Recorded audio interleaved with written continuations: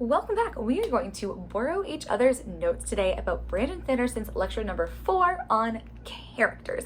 I'm Nicole. I am a writer and I share my writing journey here on YouTube. I talk about writing advice. I talk about my own books, which are YA, action, adventure, and romancy. And I am kind of obsessed with Brandon Sanderson as a writing teacher, like I'm sure many of you are. And so we are doing recaps of all of his core lectures. I don't think we're doing the Q&As to talk about the concepts he covered and to kind of dive into it and try to apply it and discuss it because it's just so much fun that I want to talk about all the time. So that's what we're doing.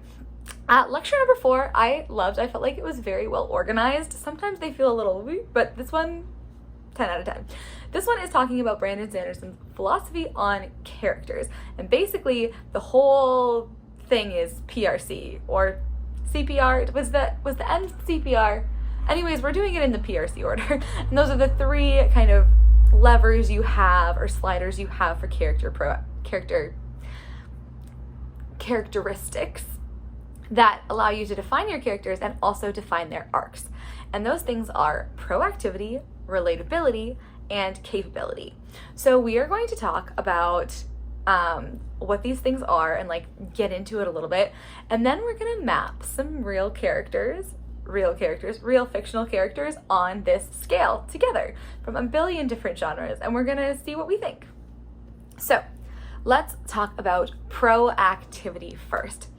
I think one of the things I love about these lectures is how Brandon gives so many good examples. The interesting thing being is I don't think I've seen any of his examples. I am not a big science fiction-y TV watcher, so he's like Lost. I'm like, no. Star Wars, I'm like, I think I've seen one. But for some reason, I still enjoy them. So he uses the example for proactivity to kind of drive home how important it is through Lost. Basically, the idea of proactivity is your character going out and doing shit.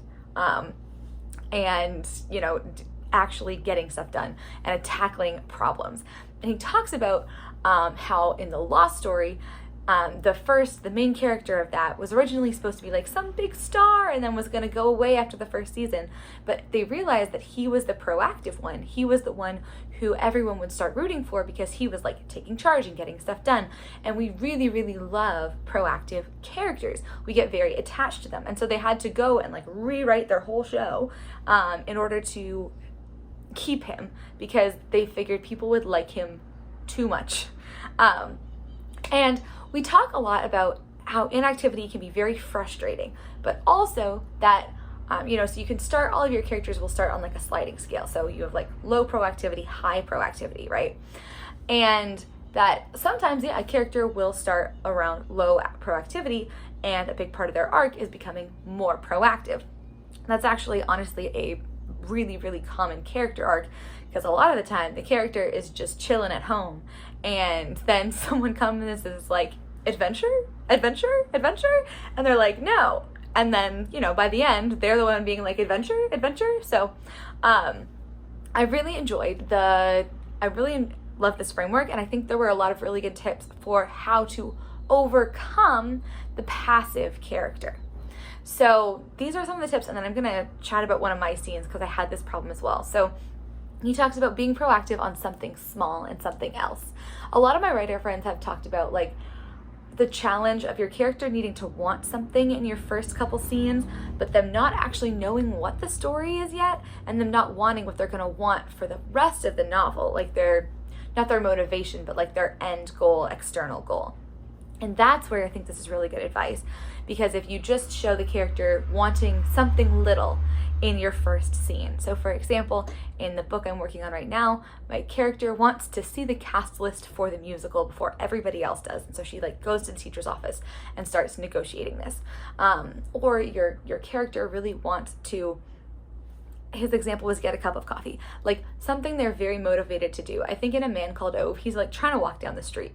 There's a goal in mind, and that transforms the opening of a story if the character has a precise thing that they want, but it also doesn't have to be related. We just have to show them being able to go about doing something. He talks about how what you can also do with this is if they're in a situation where they don't have a lot of agency, like in jail or a hostage or something like that, you can show them being proactive about something small, about, again, talking to a guard and trying to get food, or even daydreaming about how they're going to escape, things like that. That's like, or planning, that can be proactive as well. He talks about how motion is good, so any motion that the character is doing, even if it's downward, so even if their goal is bad, or even if they're like kind of spiraling. I think he uses the, oh gosh, what's his name? But the mentor guy from Mistborn, what's his name? As an example of, he was very depressed in book 3, and people didn't like it. But then when Sanderson went back and made him fall into depression, it was actually a lot better to read. He talks about self-awareness. So if the character knows they're not being proactive and is working on it, we like that too, and kind of reflecting on it. And then we also have the character is, and then we also have sort of the character is forced into an activity, or they're forced into an activity right now, or they're trying to push themselves out. So my example is in the book that I'm working on right now. The main character is decidedly apathetic. Like, that is kind of where she is at. She had a big failure. She lost all of her kind of status as a star and stuff. This is the contemporary twist on the fantasy writing, sorry. And she's in a bad place where she's like, I don't care about anything. I'm skipping school. I don't want to pretend that I care about anything. And so I had to, in her very first scene, basically have her go from being inactive to proactive in her first scene. Now, it's a multi-POV novel. There's like 5 POVs. She's the main character, but she is the last one we see, and that was because I wanted to show her being inactive and not have the audience go insane that she's just being there and being like, no. Like, clearly she wants this, clearly she's pretending she doesn't care when she does, that kind of vibe, I didn't want the readers to get really frustrated with her, so we see everybody else, and then we come to her, and we see her being inactive, and we see her being annoying, and we see her being apathetic and passive, and then we see her a little bit being like that, and then throughout the first scene, she like kind of re-gets it, and becomes, not totally proactive, but she does like get it back a little bit. She has a big change in the scene because of what happens to her, the inciting incident. So I thought that it made me really think of this lecture, because that scene got such good feedback. I think it's one of the best scenes I've ever written, to be honest with you. It got such good feedback, and everyone was like, could you make every scene like this scene? And I was like, oh, I don't know if I can do that. But it really did show me how people react well to this. Like, when you establish that inactivity and then you have them go and be proactive, they really react well, the readers, to like, oh yes, like I can cheer this on. I also loved the top comment on the video, I think, is, I can't believe I just now realized that part of the reason a hero often has a romantic subplot is less because we like romantic and more because it's a thing they can be proactive about while reacting to the bad guy. Love that. That was the other really big point, is they are super proactive in one area and they're reactive in another until they can figure out how to be proactive in the plot. The next thing we talked about was relatability, and this is like how much we relate to the character. It also had, like the way Brandon talks about it, a little bit to do with like how much their moral code reflects our moral code and like where things kind of fall in there. Basically, Brandon says that character motivations are kind of the biggest part of relatability. Their desires inform their actions, then their desires change as we go through the story, and we should be able to figure this out. He also talks about, like, at the beginning, a character doesn't want to save the world. And that's good because it gives us a chance to establish that relatability. So the example was Mulan. We see her relationship with her father, so we understand why she's going on the adventure. In my more action-packed book, I established why my character really wants to be a violinist, and then somehow she ends up in a heist in Italy. But, those things eventually connect together. And yeah, they eventually connect together, and that's where the motivation comes in. And it's kind of understanding those motivations that bring us to relatability. And it's relatability, not likability. The shit no one tells you about writing talks about this a lot. Like, it's not likability. I just need to see some vulnerability. And there's vulnerability, I think, in those motivations. He also mentions that, like, in a life and death situation, we don't care unless someone is relatable. So if we don't care about them, if we don't, not like them, but if we don't relate to them, if we don't have some sense of them, we don't really care if they die. So it's one of those things where you think like action adventure, like there's no like soft, cute feelings here. Actually, there has to be, for us to care about the character at all and to be invested in the life or death situation, which is a really good point. He also talks about how like we like other people, like we like who other people like, which is why you'll sometimes see a character, through someone else's eyes and see that they like them, and then you automatically like them. Or like if we like a character and we see someone they don't like, we automatically don't like them, because that is how we work as humans generally. So beautifully. Okay, so that's relatability, and the next one is capability. And capability, he didn't use this example, but I think of heists a lot, again, because I write them. And I think about how part of the reason we love a heist is because the crew is so capable. Going and seeing them do their things, like Kaz is the craziest strategist, right? And Inez has her knives and she's super capable with that, and Jasper with the guns. Like, everybody is so at the top of their game, and we love to watch a character who knows what they're doing do the thing. It could even be just that like we like to see the character solve problems. We want to be excited about seeing them do the thing that they're capable of. And basically what Brandon says is, hey, it's important that we see the character being extremely capable in one or two areas while having clear weaknesses in others. So again, like looking at a heist structure, they're clearly super capable in the thing that they are doing for the heist, but they might, Kaz has like weaknesses and like interpersonal issues. They all kind of do, and which is why it's so interesting. So seeing these people who are so good on the surface be like, oh my God, come on, get your shit together. So let us map some characters on this scale. We have Kaz Brecker first.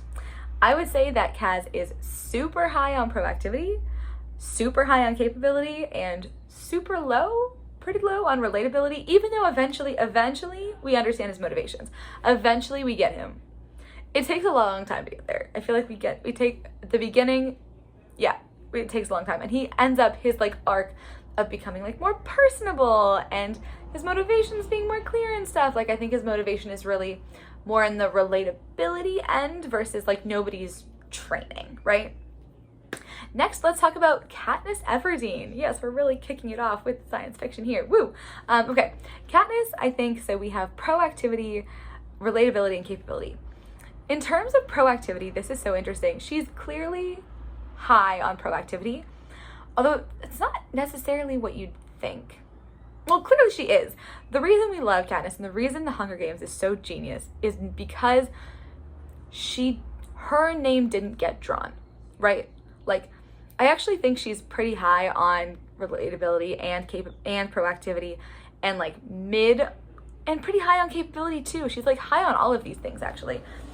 But the reason it's so brilliant is if Katniss's name had been drawn, she wouldn't have had a chance to be proactive. She would have been forced into it. And it could have been a good story, but not nearly as good as us. The first thing we do is we establish where she is in the world, right? We establish that this is Pan Am. We get some relatability around her sister and her mom, and we know that she's really good with the bow and arrow. There's her capability. And, she's clearly proactive throughout the first scene of the hunting. And then you get to the reaping, and I volunteer. That's proactivity, right? That is like, I still watch it, and it's still a heart-wrenching moment, and you still love her. And we know also why she's being proactive, because of the prim aspect, because of the relatability aspect. I think that's super interesting too, because what makes her relatable, her love for her family, is also the motivation that then leads to the story and the proactive moment. Okay, next we have Elizabeth Bennet. So going into Pride and Prejudice a little bit here. It's an interesting one. I'm curious because there's different dimensions, right? So I think is she proactive? I'd say she's not really proactive. She is proactive about her sisters. She's not really proactive about her own romance. Is she relatable? Yeah, I think she's pretty high on relatability. I think that's pretty key on it. Out of all of the sisters, she is the most relatable. And capability, what are we saying she's capable at? It's harder when there's not like a clear skill. I mean, there's lots of capabilities, but that's probably one of her arcs as well, right? Is the capability of not being so proud? Or is she pride or is she prejudice? I've never known. I'm interested in your thoughts on Lizzie Bennett in the comments, please. Okay, my next one is Logan Huntsberger. Gilmore Girls. Yeah, we're going into TV now. Whatever. Logan is high on proactivity, low on relatability, and depending on what, he's pretty high on capability as well. I'm saying he's low on relatability because he comes off as an asshole, and he's also like super rich, and you're not 100% sure about his motivations besides just wanting to have fun.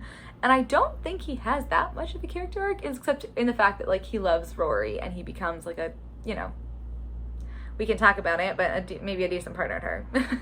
Okay, and then my last one is Elena Richardson, which is Little Fires Everywhere. So this is like a book club book. And I think, again, just doing this so we can see all the characters on the same plot, but proactivity, she's very proactive. She's going through that book, like making decisions and like, yes, and bringing Pearl in and like going and solving problems. Like she solves Pearl's math problem. She solves Mia's housing problem. Relatability, in theory, should be quite high because she's like a stay-at-home mom. But she also, I think she's high on relatability too. That's kind of what like is interesting about her. Like her flaws and stuff come out so subtly. There's like an undertone, but it's kind of hard to see at first. And then capability, I mean, she's very capable at getting stuff done. Not with her one daughter, not with her youngest daughter. She's not good with her youngest daughter, at like mothering her and being a good friend to her, mother to her.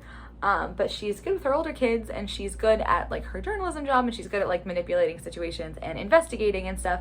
And that's why she becomes a good foe for Mia. In fact, Elena is almost too proactive in applying what she wants, because she goes and gets involved in the adoption, she gets involved in all sorts of things. So there we go, 5 characters on the scale. Tell me what you think. If you have your favorite character, let me know their levels of proactivity, relatability, and capability. And if you have any thoughts on the lecture, I would love to hear them. Thank you so much for watching, and I will see you tomorrow with lecture, I will see you on Monday with the next lecture. Bye-bye.